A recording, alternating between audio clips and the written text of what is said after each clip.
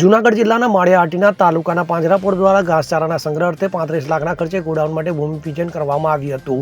ત્યારે દાતાઓના સહયોગથી બનનાર ગોડાઉનનું ભૂમિપૂજન પારસધામના સંચાલકો કેબી સંઘવી તથા પ્રમુખ ધામાણીના હસ્તે કરાયું હતું। તો આ તકે પાંજરાપોળ ટ્રસ્ટના ટ્રસ્ટી સૂર્યકાંત ગાંધી, રવિન્દ્ર ગાંધી, રવિ અજમેરા, પ્રમોદ માદાણી સહિતના ઉપસ્થિત રહ્યા હતા।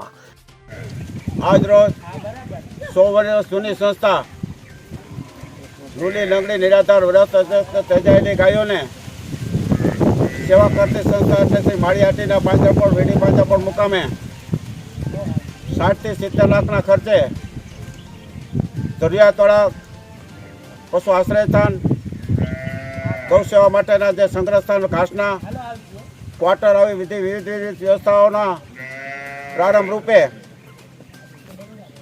રાષ્ટ્રીય સંત નમ્રમુનિ મહારાજ સાહેબની પ્રેરણાથી, એમના આશીર્વાદથી અને આદેશથી 15 લાખ રૂપિયા જેવી જાહેરાત આજે જે અમે ભૂમિપૂજન પારસધામના પ્રમુખ ધામાણી સાહેબ, પારસધામના ટ્રસ્ટી કેબી સંઘવી સાહેબ, વન મેન આર્મી તરીકે જે નામ છે એવા એમના વડા હસ્તે ભૂમિપૂજન કરાવી અને પ્રારંભ કર્યો છે।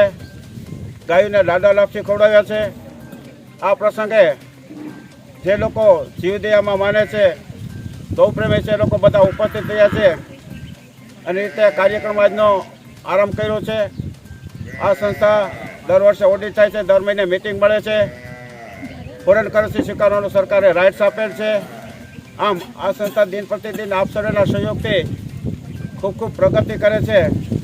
રૂલી નગરી નિરાધાર વેદાશક્તિ તેજાયેલી ગાયોને સેવા ચાકરીને સારવાર કરતા એટલી બધી ગાયો જે બીમાર ન હોય એવી રીતે બને છે। દર વર્ષે મેડિકલ કેમ્પ પણ અહીંયા કરીએ છીએ, આ માટેનો એનિમલ કેમ્પ।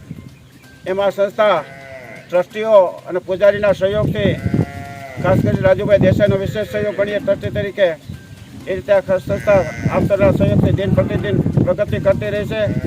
આજે જે લોકો ઉપસ્થિત રહીને અમને પ્રોત્સાહિત કર્યા છે, અમે ઉપસ્થિત તેમનો સર્વનો ખરા આભાર વ્યક્ત કરીએ છીએ। અનિરુદ્ધસિંહ બાબરિયા સાથે CN24 ન્યૂઝ, કેશોદ।